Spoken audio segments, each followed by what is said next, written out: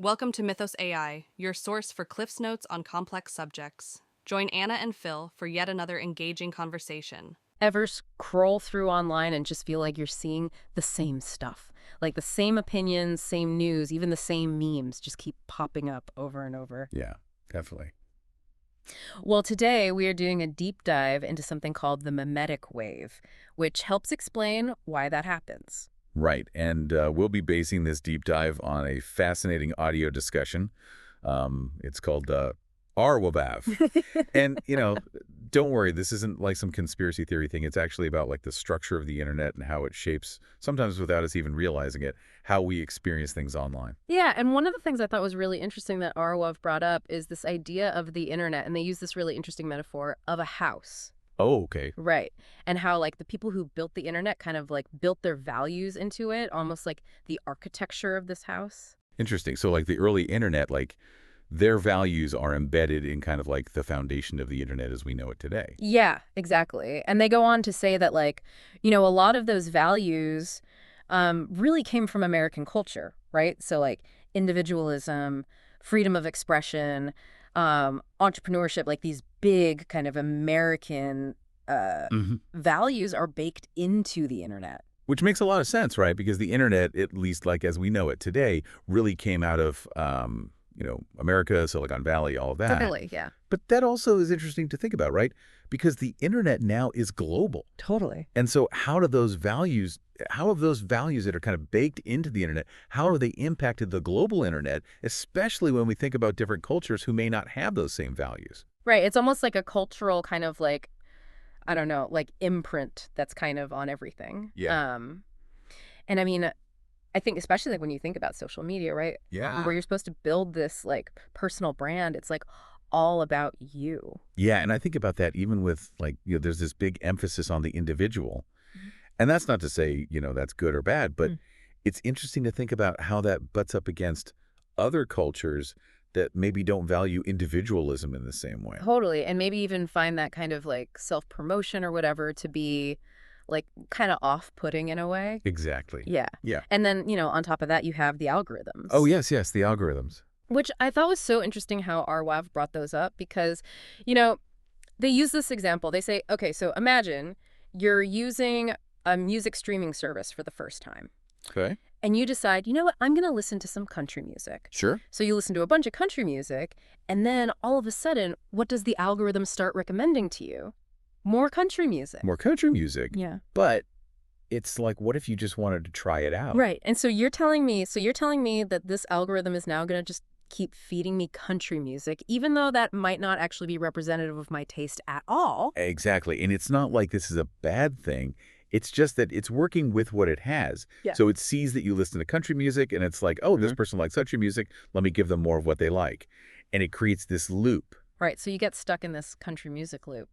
Yes, exactly. Even if, like you said, you just wanted to check it out, or maybe you were just in a country music mood that day, Yeah, totally. And so they were saying that happens with like, not just with music, but with news. Yeah. Opinions that you see, like it really does start to shape your online experience. And it's interesting, too, because that then starts to play into this mimetic wave idea.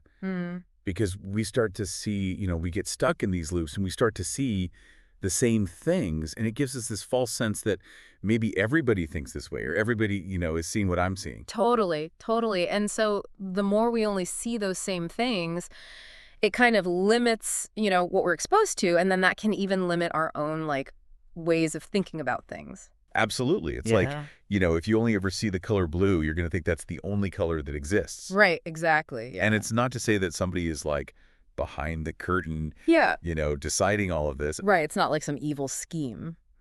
Right. But these systems, I mean, they can be, I don't know, the word that comes to mind is they could be kind of limiting sometimes without meaning to be. Yeah. And I think that's why our wife is saying that, like, just being aware of this whole, like, mimetic wave, right? Yeah. It's like the first step to actually being, like, a more conscious person online, a more conscious... Digital citizen. Yes. Thank you. Yeah. I was like, what's the word? A digital citizen. Right, because it gives us that power, that agency. Yeah. To say, okay, I recognize this is happening. Now how do I work with it? Exactly. Yeah. How do we, like, not just get, like, taken by the wave, but actually, like, surf it a little bit. Yeah. And that's where things get really interesting is how do we use that knowledge and kind of gain back that control? Okay, so we spent all that time talking about the mimetic wave, how it can like sneakily shape what we see and think online. But now the real question is, what do we actually do about it? Right. It can feel kind of overwhelming. Like, what can you even do? Exactly. And Arwev talks about this idea of like digital citizenship Yeah. as like the counter to this. And honestly, at first when I heard that, I was like, ugh, more rules to follow online. I get that. But it's actually not about that at all. Like, it's more about kind of taking control, like taking charge of your online life. Totally. And one of the things RWAV talks about is being more intentional about what information you're taking in, like diversifying your information diet. Ooh, I like that. Information diet. Yeah, right? Like, think about it. If you just ate, I don't know, pizza every day, Okay, pizza's my favorite food, but I see what you're saying. even if you love it, you'd get like so sick of it and miss out on all these other amazing flavors and nutrients. That's such a good point.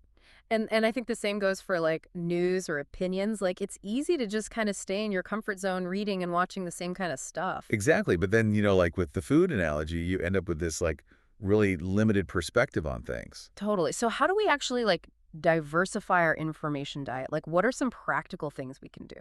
Well, Arwav had a couple ideas.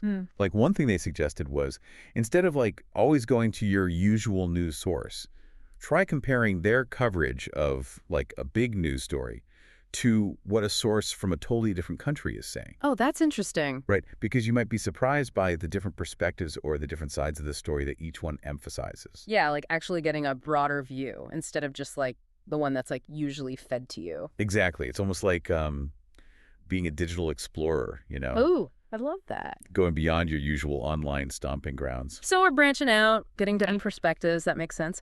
And then Arwav also talked about not just what we consume, but like how we actually engage with the stuff we're reading and watching online.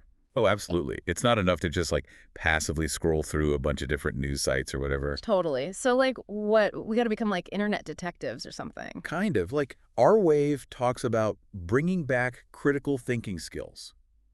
So when you come across a story, don't just take it at face value. Think about who's writing it. Right. Like what's their angle? Exactly. What might they be leaving out? Because there's always something they're not telling you. Usually. Yeah. And maybe even like do a little digging yourself.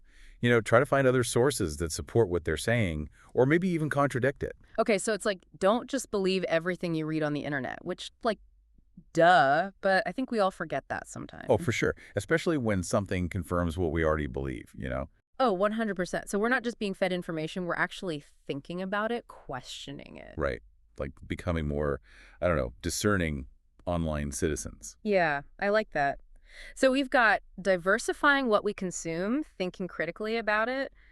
That already feels like a lot, to be honest. It is a lot, but like it's also kind of exciting when you think about it. Okay, true. But our walk doesn't stop there. They go on to talk about how being a digital citizen also comes with certain responsibilities. That's right.